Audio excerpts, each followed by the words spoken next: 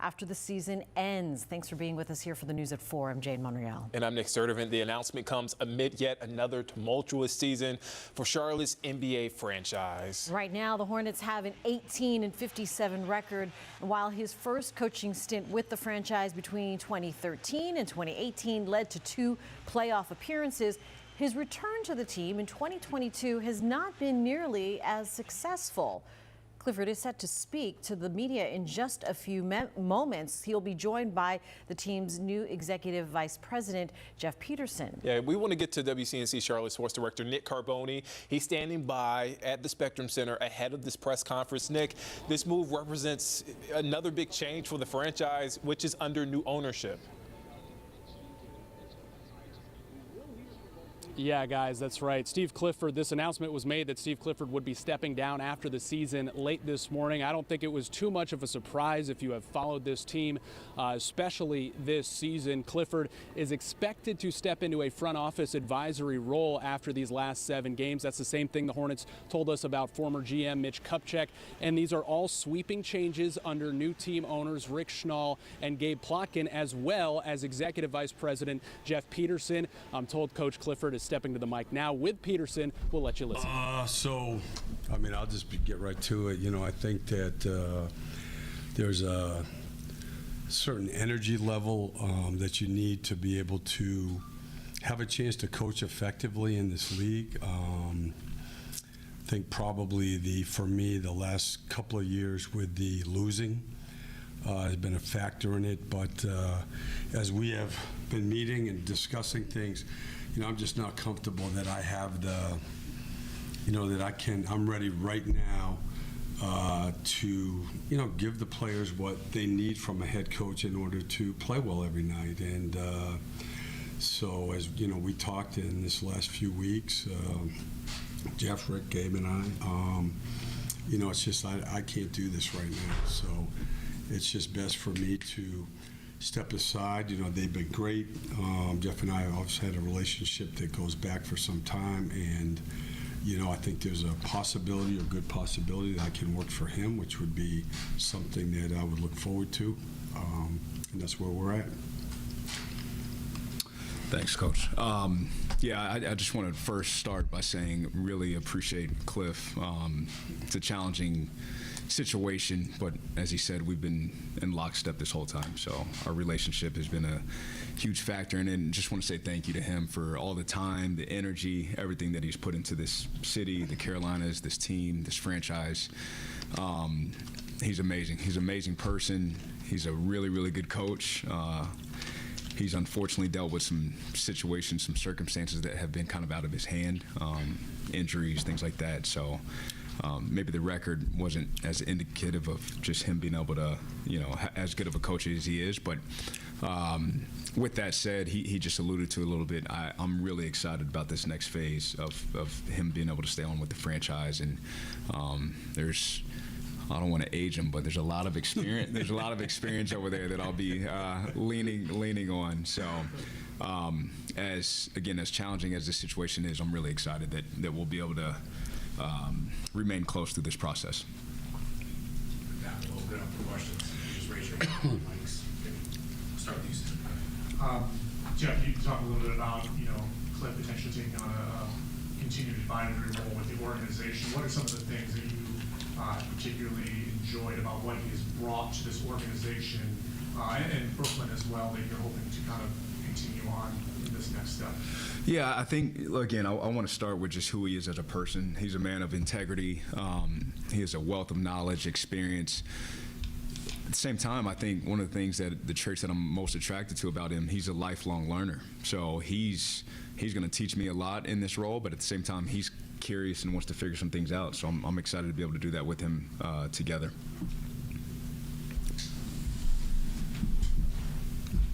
Coach, this one's for you. You spoke at the introductory coach luncheon 2 years ago about how badly you would make a postseason run before you ended it as a head coach here in the NBA. Is that something that would drive you to potentially come back as a head coach down the line? And could you get the same fulfillment as a front office guy maybe in the postseason run? Yeah, I hope so. I think that, as we sit here today, my focus is on these last 7 games. I want us. When Jeff, his first meeting with the players, his emphasis was on we want to finish playing good basketball, and I'm proud of what the guys have done. We're playing games that are not meaningful games in terms of the playoffs, and yet these last 2 games are back-to-back against 2 really terrific teams. We're right there. It's 3 minutes here, 4 minutes there, and I think that's how younger players grow, and I know he feels that same way. And so that's my first focus is I want this next, whatever it is, 10, 11 days to be meaningful. For Brandon, for Trey, for Nick Smith, they can all learn. In terms of my coaching career, to me, there'll be a time to self-reflect after that. I will say this, look, it's not what I wanted it to be. And yet, look, I don't know many people have had a better life than I have. I love this. I love the games. I love coaching. They're the best players in the world.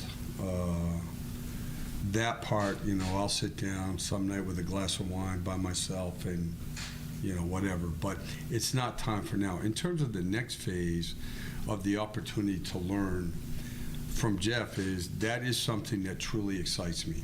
And, we have talked, more so, we've talked a lot here working, but in Brooklyn, we would just sit, I was a consultant. We would sit, we would watch practice. He came to a lot of the staff meetings in Brooklyn.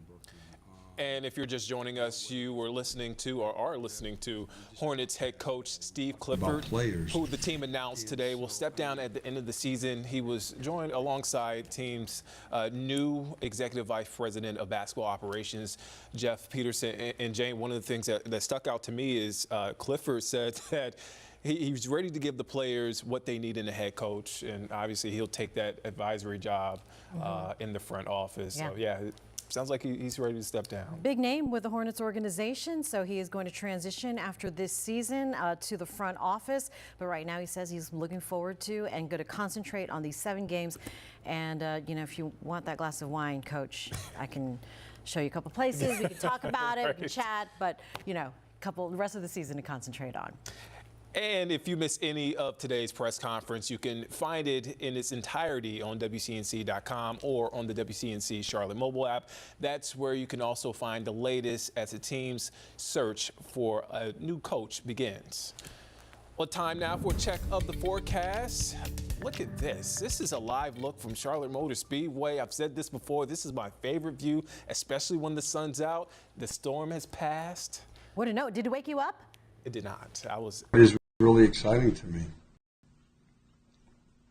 Jeff, in terms of what you're looking for the next head coach, how much do you have that somewhat figured out? How much do you want to learn as you go throughout the process? And how comfortable would you be if someone were to have this job as their first job as a head coach in the NBA? Yeah, no, I'm really excited to initiate that process. I'll lead that process in terms of finding the next head coach of the Charlotte Hornets. In terms of what I'm looking for, I want guys who are going to be a true partner with not only the front office, but ownership, performance team. Obviously someone who can hold the players accountable, relate to the players and get the best out of them, communicate to them, teach them effectively, someone who's competitive. So those are a few traits that I'll be looking for as I approach this next process. Like I said, from Charlotte Sports Live, in terms of, we still have 7 games left to go in the season. How important was this announcement for it to happen today so you can get out necessarily in front of the search and beat some other teams that are thinking of making similar moves? Yeah, very important. I think that's, again, one of the things that Cliff and I talked about in terms of timing. Again, ultimately it was his decision, but respect him because he didn't have to say, let's do it today. But that definitely factored into it. There's going to be I think a handful of teams that are looking to replace their current coach or find a new coach. So us being able to get a bit of a head start in that space is very important. Coach, you're always very self-aware and realistic, but this second round in Charlotte, how much they really drive home how hard it is to build a team and to make them go from a spot to maybe a contender?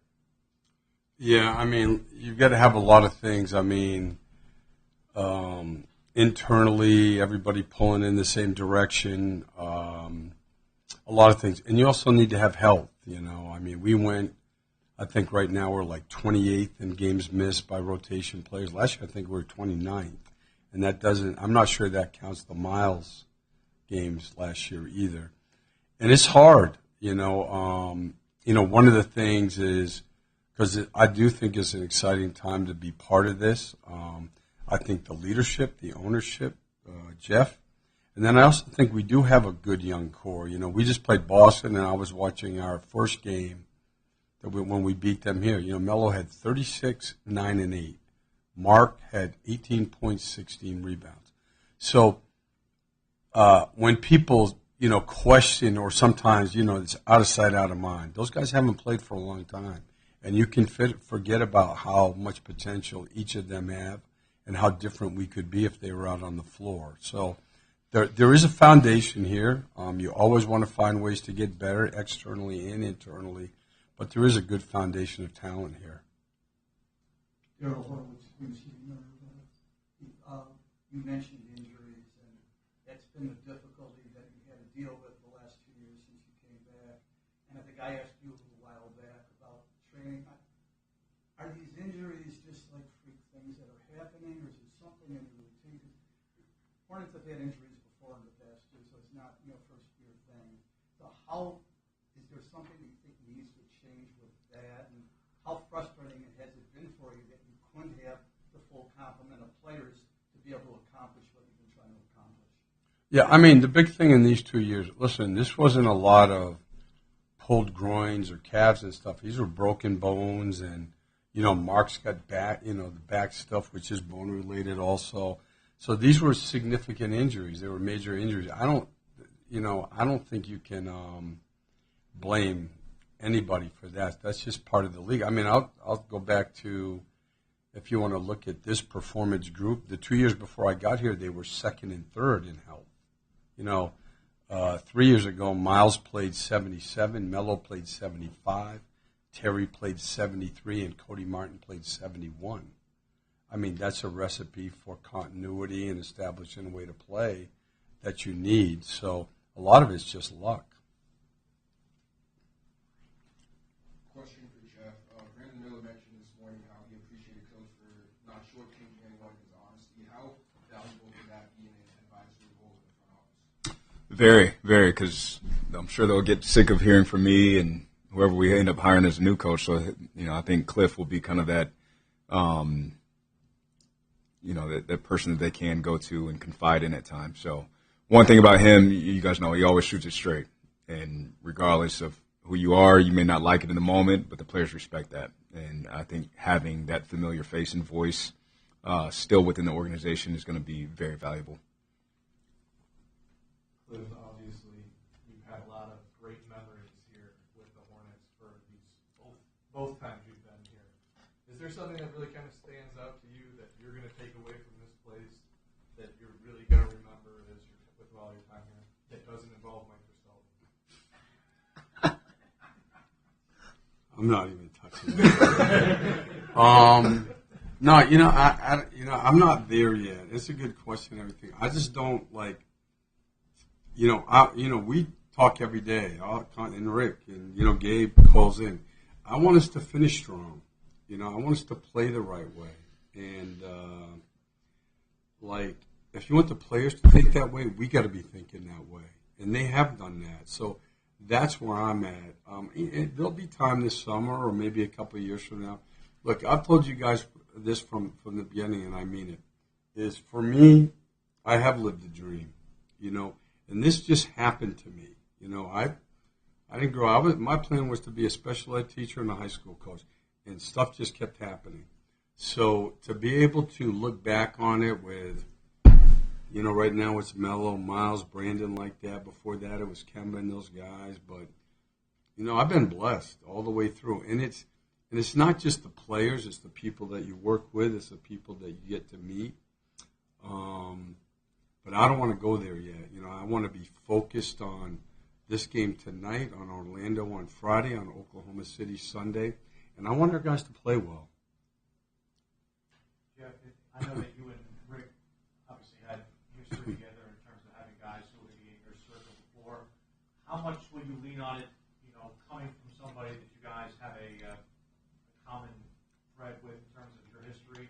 Or will you try to look outside of that and be more exhausted in that search? Yeah, no, Gabe, Rick, and I are completely aligned from that standpoint of it's gonna be a thorough search, thorough process. So I think, of course, there are some people that I've known in my past and been able to overlap with, but I'm really excited to talk to some new candidates that I don't have, I would say, as an extensive history with, because again, you can just learn so much. So we'll be very thorough in that search.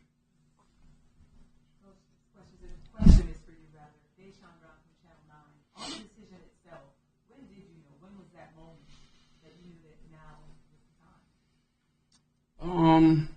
I mean, this has been going on for weeks, as you know, that we've discussed things, and you just get to the point. I think, anyway, for me, again, is I just don't see myself in these next few months having the right energy level. Having the ability to, get up every day. Look, I'm just like you, right? I mean, your best days start when you feel good. That's the way it is. When you're driving in, if you feel not at your best, you usually don't have a great day. You got to get up. And the one thing about this is that you're dealing with the best players in the world, and motivation starts with yourself to me every day. So before you can try to get, Brandon's easy one because he's self-motivated anyway. But before you can get those guys to have a good practice, you got to get yourself in the right place. And when that becomes difficult to do, you have to look around. I will say this. The grind of this season at 62 is a lot tougher for me than it was at, say, 55, 56. And, it sucks, to be honest. I mean, because I do love this. I enjoy it. But you also have to think about the players and think about the organization. And, I love Charlotte, too. I love the fans here. People are great to me. And I've enjoyed this whole thing. Even the losing this 2 years has been very, very difficult, but I've loved the players. I love Terry Rozier. I can say that. Melo. I mean, what Miles has done this year in terms of – Miles just played 86 minutes in 2 games.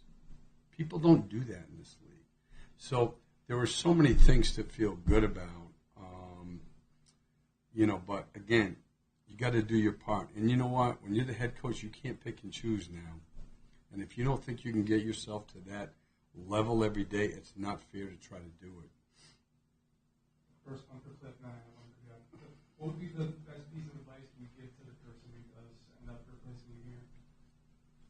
There's no one way to do it.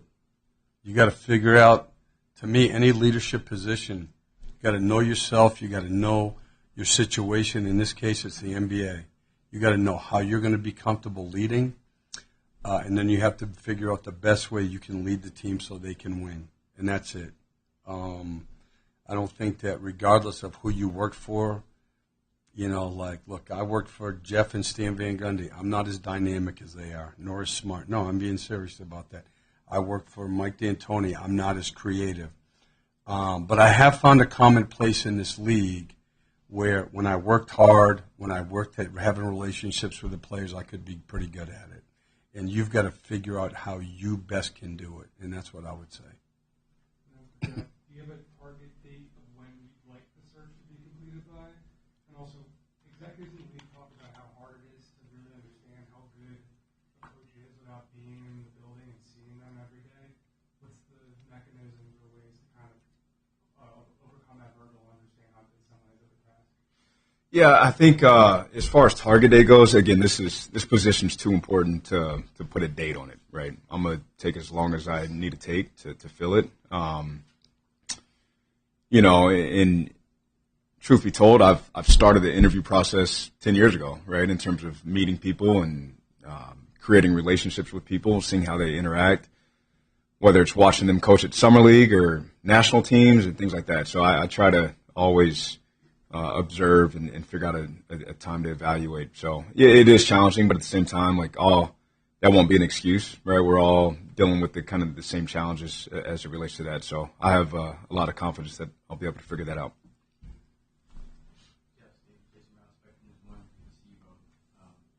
Steve kind of already answered the questions as to why. And I'm glad it's not anything more serious in this than just the grind of everything. I think we all get that. So I'll just go off the wall. Anything outside of basketball that with more free time you're looking forward to do? I mean, I'm not sure I'm going to work any less. You know, like I'm not ready to. I want to be helpful. You know what I mean? Like I want him to look back and say, you know what? This is good what we created here. You know, this guy helped us. He did find a way. So it's not the work part. Like, I don't think my problem is the work part. I think it's the being in charge part, to be honest with you. Like, even now, I love to sit in there and watch film. The harder part for me is coming that, look, when you step on the floor with these guys, if you want it to be good, you got to be on it. You can't have bad days. They're going to challenge you just because of the nature of, if you're going to get good at it, there has to be a certain intensity and concentration level. And some of them don't want to do that every day. And if you can't establish a way to practice right to me, you're not going to reach your potential. So, you know, you can't, you know, it's not, hey, 3 lines, and clap when they do things poorly. It doesn't work that way. And that's the part that, you know, I'm not as, I mean, whatever. I mean, it's harder for me. You know what I mean? Like, 5 years ago, I didn't feel like it took that much. Like, I'm having to get myself ready, you know, for that stuff. And you know, it's just taking too much out of me, frankly. We'll have 2 more. You talk about that grind. You talk about not having the energy. Is it part of it because the business has changed a little? I know 1983 was your first year of coaching. Has the art of it evolved? And how tough is it to adjust to that? Well, I mean, it's definitely different now, even than 3, 4. You know, the clientele is just different, and it's still great. But the challenge is, look, they're younger. Frankly, they're not as prepared to come into the league as they used to be. So, yeah, there's more people involved. You know, they've always had their people. Now their people got their people. You know, yeah. So there's definitely more to it than it used to. And you know what? Maybe that's part of it too. Just wondering, what makes this Hornets job, coaching job, in your mind, a good job for somebody coming here and take over the play? On top of that, what's your checklist that you want to see from this coach? What do you want to see most about wherever you bring him next? Yeah, I think, look, I'll start kind of what I was talking about at my initial press conference. Ownership with Rick and Gabe, first and foremost. As I told you guys, like that was a huge reason why I took the job, just because of my belief in them as individuals, as people, and then just their vision and values with us being aligned. So I think whoever we bring in here will certainly fit into those vision and values as well. You know, the Carolinas in general. I don't want to, again, just limit it to Charlotte. Like, Charlotte's an amazing city. The fans are amazing, but there's support all over this region. So, and then, of course, you know, as Cliff was saying earlier, just in terms of the young core and the roster with whether it's Brandon, Mello, Mark, Miles, just those guys, there's a lot to be excited about. So I think all of those factors will be attractive to whoever we decide to hire as the next head coach.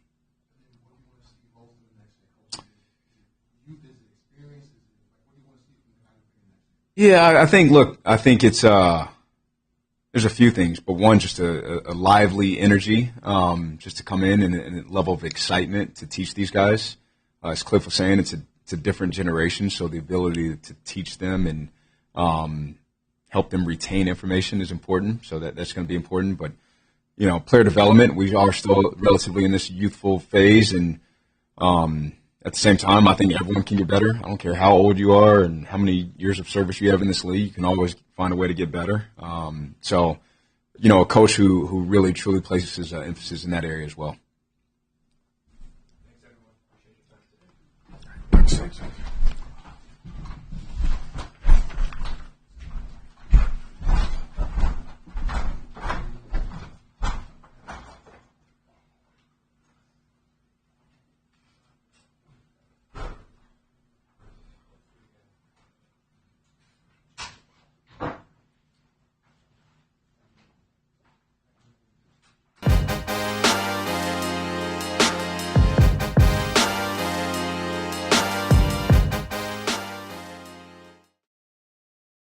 Well, the cost of childcare was just found to outpace the cost of mortgage and rent.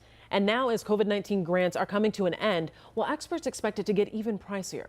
It's why WCNC Charlotte's Megan Bragg is breaking down the survey of childcare providers in today's Verify. We've told you about the long wait list, the cost and issues many daycare providers are up against here in North Carolina. A statewide survey shows costs for families could continue to rise, and some providers may have to close their doors if certain grants aren't extended. So let's take a look at this survey and get the facts. Our source